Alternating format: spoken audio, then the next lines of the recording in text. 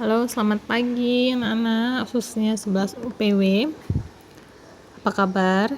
Masih sehat kan ya? Nah, pagi hari ini saya akan menjelaskan materi yang sudah saya kasih minggu kemarin ya, mengenai ASITA. ASITA adalah Association of Indonesian Tours and Travel Agents.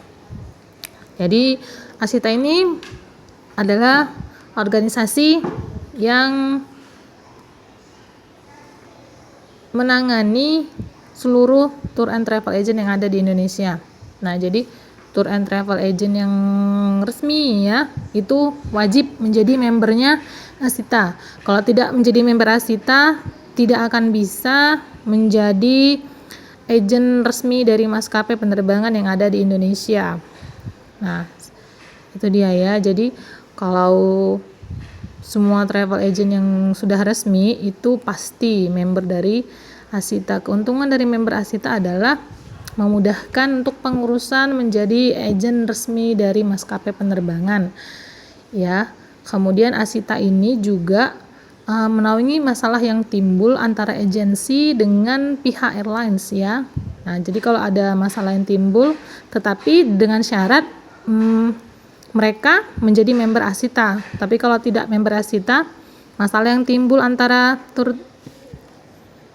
and travel agent dengan pihak maskapai penerbangan itu tidak bisa ditangani oleh ASITA. Kemudian ASITA ini sering sekali melakukan pelatihan dan gathering ya untuk mempersatukan seluruh travel agent yang ada di satu kota. Jadi kalau ada sistem-sistem baru, jadi ASITA ini akan mengundang agent untuk belajar mengenai sistem ke airlines ini gitu. Nah, itu semua merupakan tugas dan tanggung jawab dari ASITA itu sendiri ya. Dan saya tidak menjelaskan sejarah kepemimpinan dan dewan kepemimpinannya karena sudah ada di penjelasan dan kalian sudah bisa baca.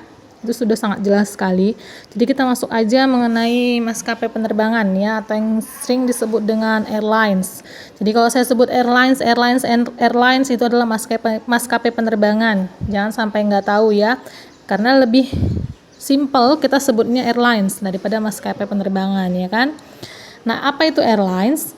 Airlines ini kan dalam bahasa Inggris ya, artinya maskapai penerbangan adalah perusahaan swasta maupun perusahaan yang dinaungi oleh suatu negara yang menawarkan jasa dengan jenis transportasi udara ya. Nah, jadi maskapai penerbangan di seluruh dunia ini saling bekerja sama satu sama lain ya. Nah, kalau secara nasional itu namanya ASITA yang menaungi. Nah, secara internasional itu yang saya jelaskan minggu kemarin ada INACA dan IATA. Nah, apa jenis-jenis airlines? Jenis-jenis airlines yang pertama ada low cost carrier dan full service carrier. Full service airlines. Apa bedanya low cost carrier dengan full service airlines? Ya, kalau low cost carrier ini adalah airlines ya yang menawarkan harga murah.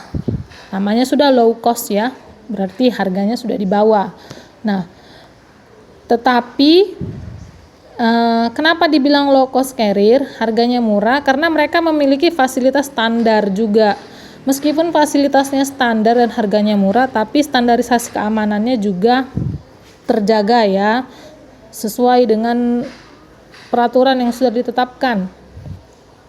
Nah, low cost carrier ini hanya menyediakan economy class saja. Ya, harga tiketnya hanya untuk economy class saja. Tetapi sekarang banyak sekali orang yang lebih memilih untuk bepergian terbang dengan low cost carrier daripada dengan full service airlines ya. Karena apa? Karena lebih ekonomis, 30-75% itu lebih murah daripada full service airlines ya. Jadi contoh-contoh low cost carrier ini ada Lion Air Group. Lion Air Group ini ada banyak ya.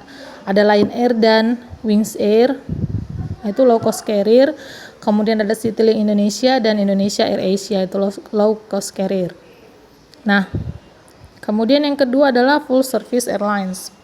Full service airlines ini kebalikan dari low cost carrier. Ini maskapai penerbangan yang melayani penumpang kelas bisnis dan eksekutif ya. Jadi dia namanya full service ya, pelayanannya itu full pelayanannya. Jadi di atas pesawat itu seolah-olah berada di lounge-nya hotel itu. Jadi seatnya lebih besar dan lebih nyaman. Pesawatnya juga lebih baru.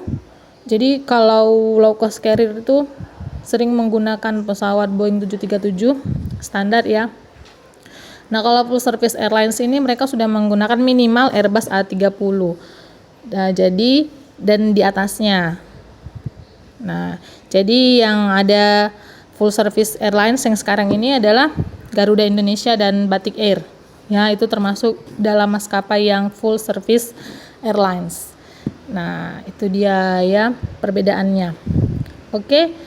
Sekarang kita masuk ke materi nih, kode sandi dalam penerbangan. Ini ada saya jabarkan alfabet mulai dari A sampai Z, jadi itu ada alfabetnya tersendiri. Nah, istilah-istilah ini tidak hanya di penerbangan dipakai ya. Kalau kalian sering nonton film luar ya, apalagi yang di pesawat atau di yang sedang berhubungan melalui radio atau telepon, itu mereka yang menyampaikan kode atau sandi. Nah, mereka pasti pakai istilah alfabetik ini. Jadi kalau sering bilang Tango, oke, nah itu dia itu sandi ya, bukan wafer Tango yang disebut. Nah, kemudian ada 3-letter code. 3-letter code ini, nah ini dipahami dulu, baru nanti saya jelaskan apa itu 3-letter code.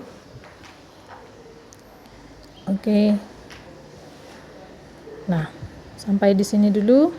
Nah ini untuk alfabet ini tugasnya adalah masing-masing dari kalian menghafalkan alfabet ini dari A sampai dengan Z dalam video, nanti kirim ke saya.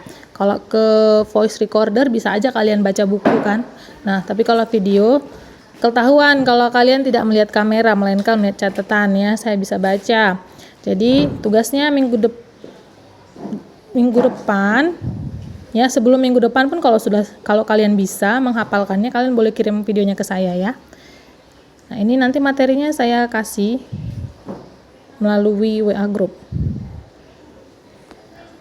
Kids, selamat beristirahat, tetap jaga kesehatan. See you tomorrow.